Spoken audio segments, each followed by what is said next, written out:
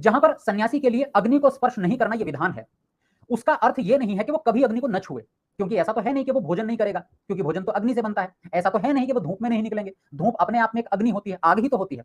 और हमारे शरीर में अग्नि है, हम कब तक अग्नि से बचेंगे? हमारा शरीर चल ही तब रहा है जब हमारे शरीर में अग्नि नामक तत्व है। हमारा भोजन अग्नि से पच रहा है, हमारे शरीर में ब्लड का सर्कुलेशन, रक्त का संचार ही अग्नि से हो रहा है।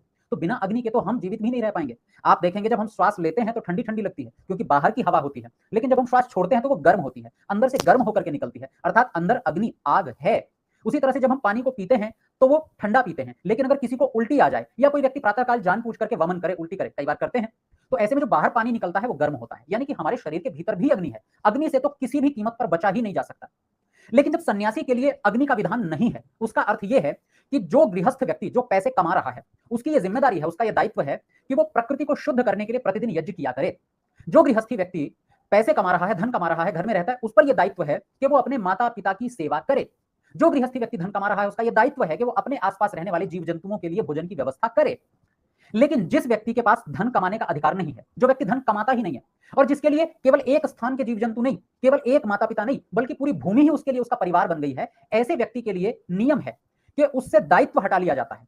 ध्यान दीजिए, यहां पर यह नहीं कहा गया कि सन्यासी व्यक्ति के लिए यज्ञ करने की सख्त मनाही है, बल्कि वहां नियम यह है कि सन्यासी व्यक्ति को यज्ञ करने से छूट दी गई है। दो शब्द है, दोनों में अंतर होता है।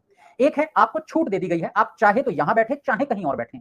दूसरे व्यक्ति के लिए नियम है, आप यहां बैठ ही नहीं सकते। दोनों बातें अलग अलग हैं।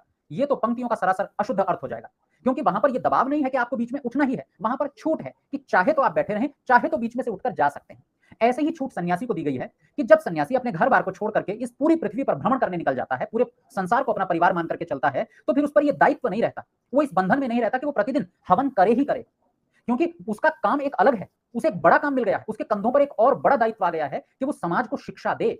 जब वो पूरे दिन घूमता रहेगा, अलग अलग स्थानों पर जाएगा, तो वो यज्ञ कैसे कर सकता है? वो एक स्थान पर यज्ञ कुंड बनाए, फिर तो प्रतिदिन उसको यज्ञ कुंड बनाने पड़ेंगे, घी खरीदना पड़ेगा कहीं से, तब जाकर के उसको यज्ञ करना पड़ेगा, जंगल से जाकर के लकड़ियां इकट्ठी करनी पड़ेंगी, वो लकड़ियां अपने साथ साथ लेकर के चलनी पड़ेंगी, तो वो यज्ञ करने में सक्षम नहीं है। इसलिए हमारे शास्त्रकारों ने सन्यासी के लिए ये छूट दे दी कि आप चाहे तो अग्नि से अलग रह सकते हैं।